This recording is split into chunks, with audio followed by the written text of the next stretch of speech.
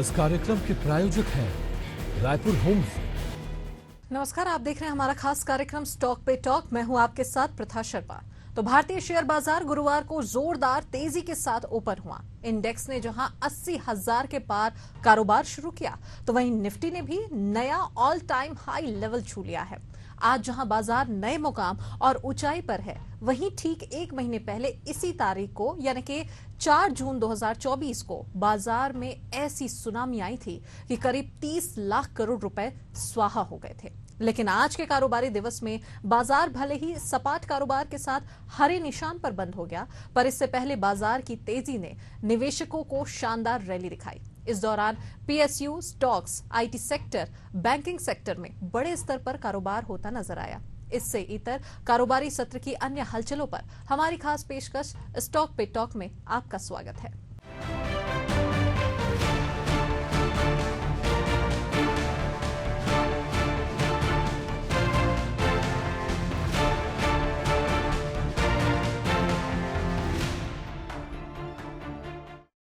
वैश्विक मार्केट से मजबूत संकेतों के बीच घरेलू मार्केट में शानदार रौनक दिख रही है। घरेलू इक्विटी बेंचमार्क इंडेक्स सेंसेक्स और निफ्टी में अच्छी तेजी है और ये रिकॉर्ड ऊंचाई पर पहुंच गया है। मिड कैप और स्मॉल कैप शेयर्स में भी खरीदारी का रुझान है। निफ्टी के सभी सेक्टर्स के इंडेक्स ग्रीन हैं। ओवरऑल बात की जाए तो आज बीएसई पर लिस्टेड कंपनियों का market cap 1.74 lakh crore rupees बढ़ गया है, यानी कि निवेशकों की दौलत मार्केट खुलते ही 1.74 लाख करोड़ रुपए बढ़ गई है। एक कारोबारी दिन पहले सेंसेक्स यहां पर 79,986.8 और निफ्टी 24,286.5 पर बंद हुआ था। वैश्विक मार्केट से मजबूत संकेत इस तरह से मिले हैं।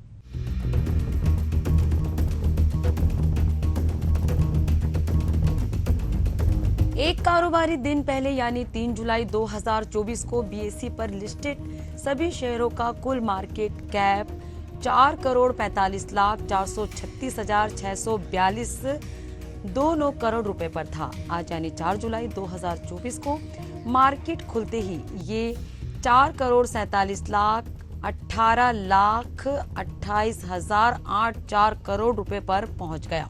इसका मतलब हुआ कि निवेशकों की पूंजी 1,74,386,055 करोड़ रुपए बढ़ गई है।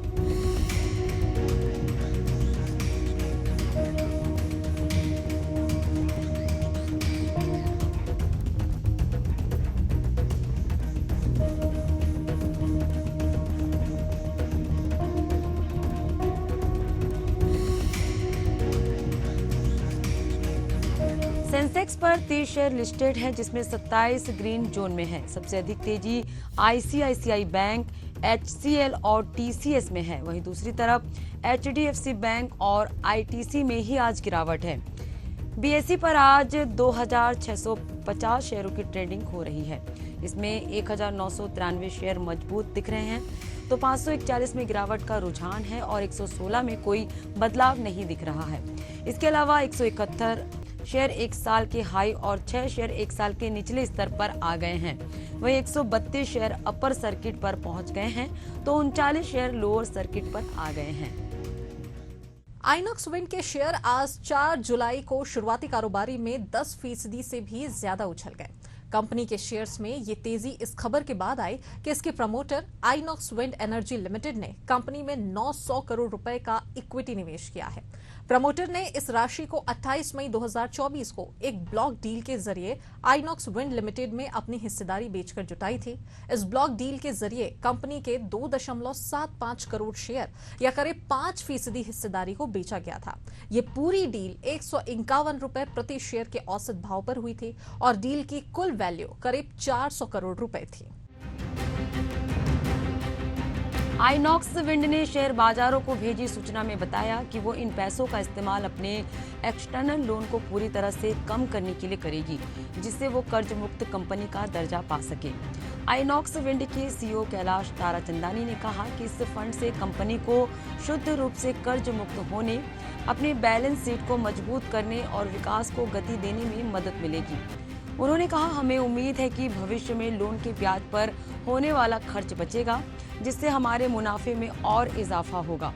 हम अपनी मजबूत एग्जीक्यूशन क्षमता, आधुनिक तकनीक, फाइनेंशियल मजबूत ऑर्डर बुक और बड़ी ऑर्डर पाइपलाइन के साथ आगे की ग्रोथ यात्रा शुरू करने के लिए तैयार है।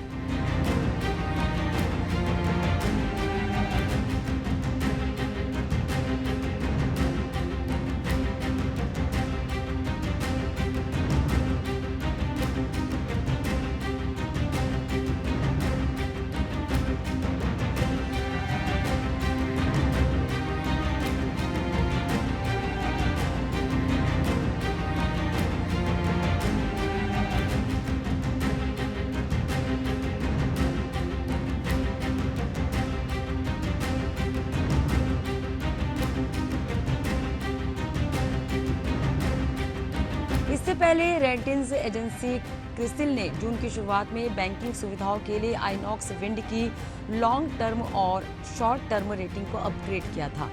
क्रिसिल ने कहा था कि कंपनी की फाइनेंशियल स्थिति पहले से बेहतर हुई है और इसकी बिजनेस रिस्क प्रोफाइल भी सुधरा है।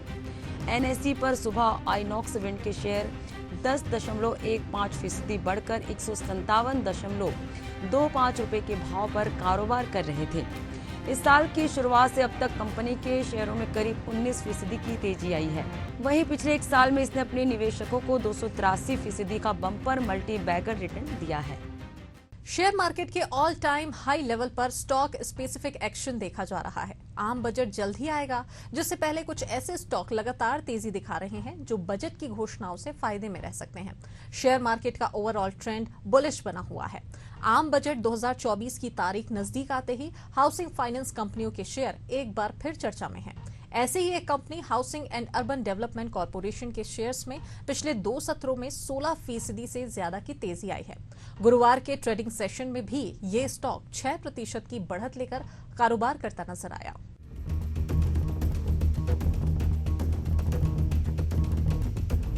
पिछले एक साल में हुडको के शेयरों में 450% से अधिक की तेजी आई है, जिससे निवेशकों का पैसा लगभग 5 गुना हो गया है। इस स्टॉक ने 2024 में अब तक 151% से अधिक रिटर्न दिया है। हुडको के शेयर गुरुवार को करीब 8% उछलकर 325.80 रुपए प्रति शेयर के रिकॉर्ड स्तर पर पहुंच गए, जो इसका नया 52 वीक हाई लेवल है। इस स्टॉक की मौजूदा तेजी को देखते हुए ये चर्चा हो रही है कि क्या ये 24 जुलाई को बजट 2024 पेश होने से पहले 400 रुपए के मील के पत्थर तक पहुंच सकता है।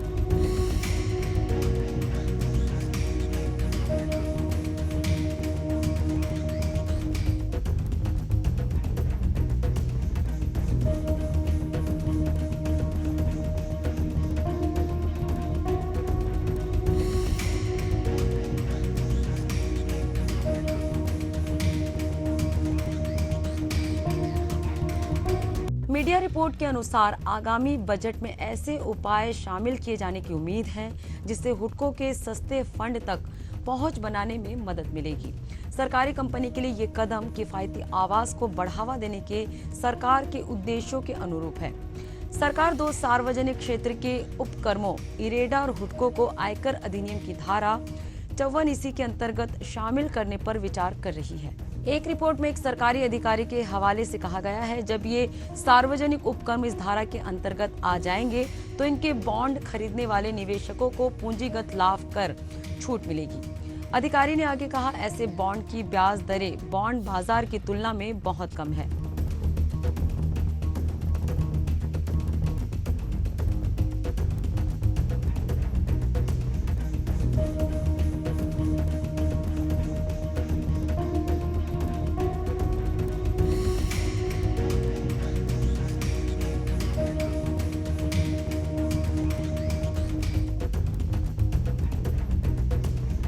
हुडको का बाजार पूंजीकरण 64 करोड़ 260 लाख 99 रुपए है।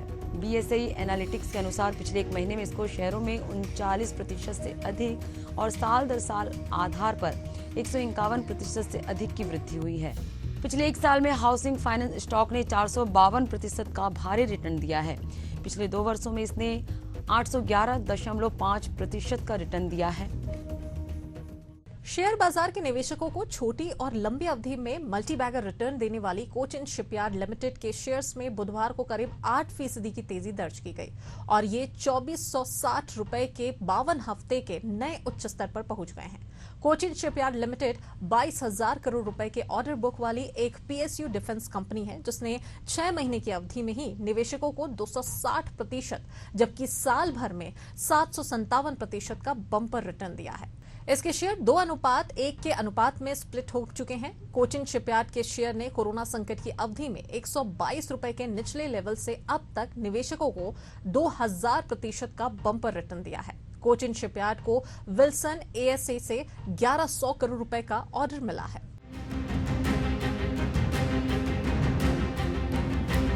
कोचिन शिपयार्ड लिमिटेड के पास 22,000 करोड़ रुपए का ऑर्डर बुक मौजूद है। कोचिन शिपयार्ड शिप बिल्डिंग और रिपेयर कारोबार करने वाली देश की एक डिफेंस कंपनी है, जिसे विल्सन एएसए से 1100 करोड़ रुपए का ऑर्डर मिला है। इस खबर के सामने आने के बाद कोचिन शिपयार्ड ने शेयर रॉकेट बन गए हैं। पिछले 1 साल में कोचिन शिपयार्ड के शेयरों ने निवेशकों को 780% का रिटर्न दिया है।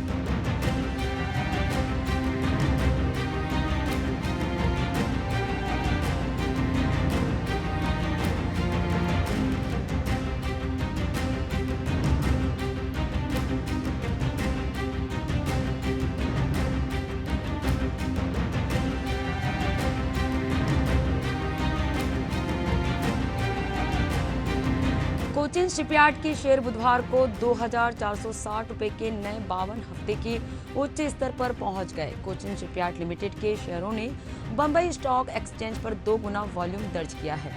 उडुपी कोचिन शिपयार्ड लिमिटेड को 6,300 deadweight ton dry cargo vessel का एक ऑर्डर मिला है। विल्सन एएसए नॉर्वे नाम की इस कंपनी से ये ऑर्डर मिला है, जिसकी वैल्यू करीब 1100 करोड़ रुपए है। इससे पहले कंपनी को 3,800 टीडीयू वेसल का ऑर्डर मिला था, जो पूरा किया जा रहा है। यूरोप में कोस्ट कार्गो ट्रांसपोर्ट के लिए इको फ्रेंडली कोस्टल शिप बनाने का ये ऑर्डर सितंबर 2028 तक पूरा किया जाना है।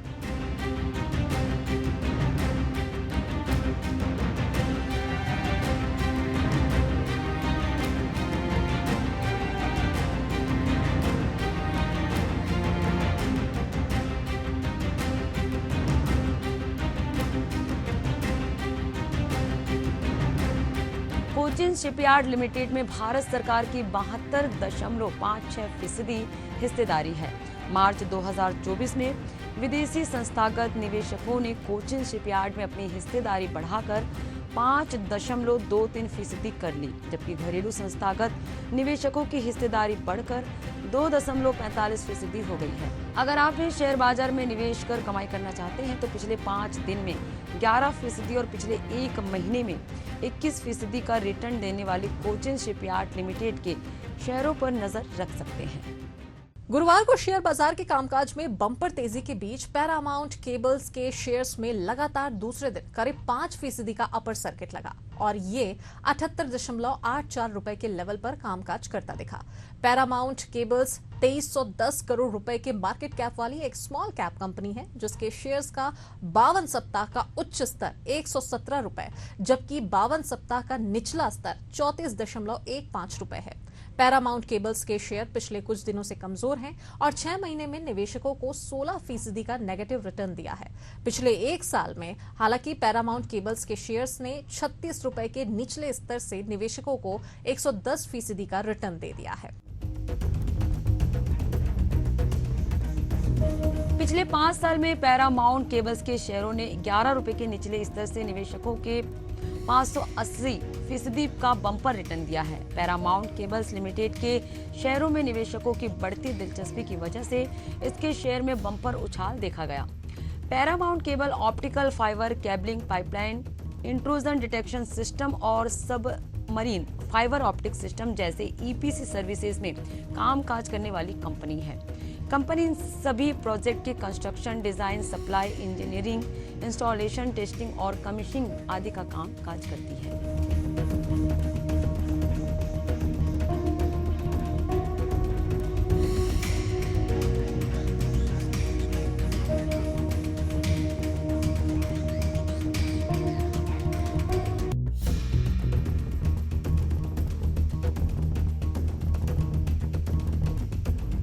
पैरामाउंट केबल्स के प्रोडक्ट में power cable, telecom cable, control cable, domestic wire और स्पेशल केबल आदि शामिल हैं। ये रेलवे, फायर, सर्वाइवल और थर्मोकपल जैसे कारोबार में काम आते हैं। पैरामाउंट केबल्स करीब 60 साल पुरानी कंपनी है जो power cable, telecom cable, control cable, domestic wire, special cable आदि बनाती है।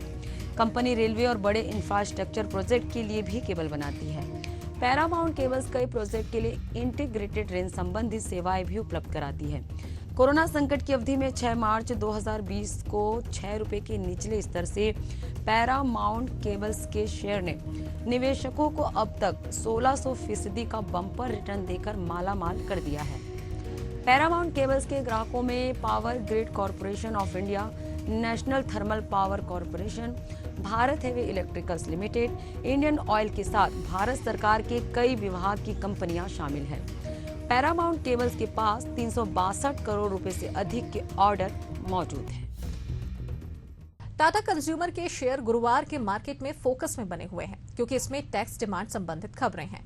टाटा कंज्यूमर प्रोडक्ट्स लिमिटेड के शेयर गुरुवार को 1150 रुपए के लेवल पर ट्रेड कर रहे थे। इस दौरान इनमें 0.40% की तेजी देखी जा रही थी।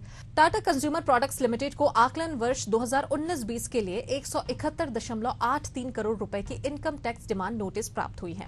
रतन टाटा के स्वामित्व वाली कंपनी ने कहा है कि डिमांड नोटिस अनुचित है और ये उक्त आदेश के खिलाफ अपील और सुधार को प्राथमिकता देने की प्रक्रिया में है। 31 मार्च को समाप्त चौथी तिमाही में टाटा कंज्यूमर प्रोडक्ट्स का नेट प्रॉफिट 19.3% से घटकर 217 करोड़ रुपए रह गया। टाटा कंज्यूमर प्रोडक्ट लिमिटेड के शेयर गुरुवार को 1147.55 रुपए पर खुले, जबकि पिछली बार ये 1146.35 रुपए पर बंद हुआ था। सुबह के सत्र में स्टॉक ने 1154 रुपए का डे हाई लगाया। इस दौरान 6.32 लाख से अधिक इक्विटी शेयरों का कारोबार हुआ। मॉर्गन स्टेनली ने टाटा कंज्यूमर के लिए 1288 रुपए के टारगेट प्राइस बताया है। स्टॉक पर ब्रोकरेज ने ओवरवेट रेटिंग बनाए रखी है। ब्रोकरेज फर्म का मानना है कि अगले 30 दिनों में देश के सूचकांक के सापेक्ष शेयर की कीमत में वृद्धि होगी। आगे ये कहा गया कि कंपनी ऑर्गेनिक पाइपलाइन ग्रोथ में सुधार लाएगी।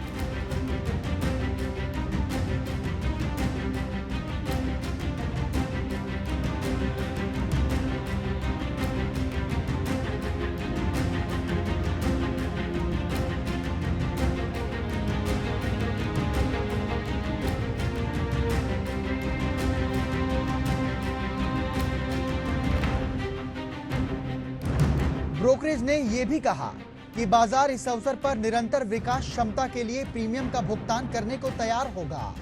ब्रोकरेज फर्म ने कहा कि कारोबार के लिए विकास की गति में सुधार स्टॉक के बेहतर प्रदर्शन के लिए अच्छे संकेत हैं। टाटा कंज्यूमर प्रोडक्ट लिमिटेड के शेयरों में पिछले 1 सप्ताह और 2 सप्ताह में क्रमशः 5.44% और 3.60% की बढ़ोतरी हुई है। पिछले 1 महीने और 3 महीनों में टाटा कंपनी के शेयरों में 7.22% और 2.37% की बढ़ोतरी हुई। सालाना आधार पर एफएमसीजी कंपनी के शेयरों में 6.12% की वृद्धि हुई।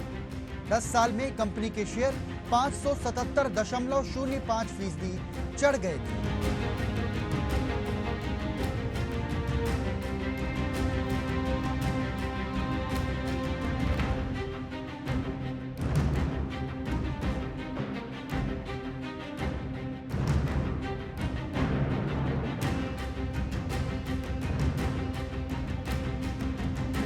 टाटा कंज्यूमर को डिविडेंड स्टॉक कहा जाता है।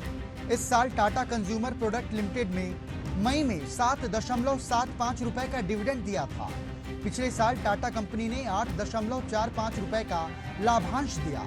इसी तरह 2020, 2021 और 2022 में एफएमसीजी स्टॉक ने जून में क्रमशः 2.7 रुपए, 4.05 रुपए और 6.05 रुपए का डिविडेंड घोषित किया था। तो इस तरह से सुबह स्टॉक मार्केट खुलते ही इंडेक्स बाजार में जोरदार तेजी नजर आई थी। सेंसेक्स 300 अंकों की ऊंचाई पर कारोबार करता नजर आया। हालांकि बंद होने से पहले बाजार नीचे आ गया और सेंसेक्स बुधवार के मुकाबले महज 62 अंक ऊपर जाकर बंद हो गया। इसी तरह निफ्टी और बैंक निफ्टी में कारोबारी सत्र के दौरान तेजी का दौर चला, लेकिन बंद होते होते बाजार सपाट हो गया। फिलहाल स्टॉक पे टॉक में फिलहाल इतना ही। कल हम फिर से हाजिर होंगे, तब तक के लिए दीजिए इजाजत। नमस्कार।